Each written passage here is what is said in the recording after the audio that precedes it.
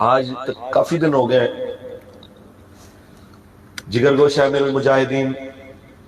قائد ملت اسلامیہ صاحبزادہ محمد سعد حسین رضوی صاحب دامت برکاتہم العالیہ کی طبیعت ناساز ہے، دعا کریں اللہ تعالیٰ انہیں صحت تندرستی عطا فرمائے۔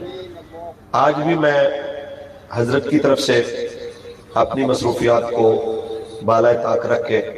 گو کہ میں کیا میرے جیسے لاکھوں بھی ہوں ان کی کمی پوری نہیں ہو سکتی، تو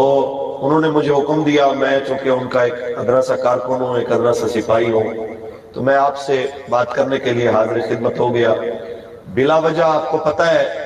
کہ وہ کس باپ کے بیٹے ہیں کہ بلا وجہ تو کبھی وہ رہ ہی نہیں سکتے، تو طبیعت اس قدر ناساز تھی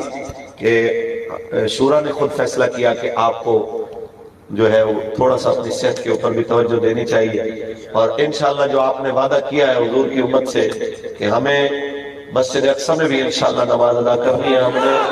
اور بابری مسجد بھی انشاءاللہ دوبارہ تعمیر کرنی ہے انشاءاللہ، تو اس وعدے کی تکمیل کے لیے ہمارے قائد کا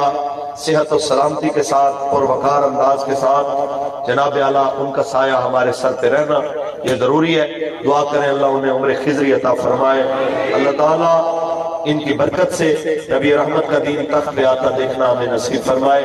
آج جن ساتھیوں نے محنت و کاوش کی میں ان سب کے لیے دعا گو، مالک انہیں دونوں جہانوں کی عزت عظمت عطا فرمائے،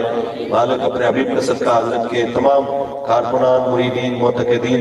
سب کو دنیا اور آخرت کی عزتوں سے مالا مال فرمائے۔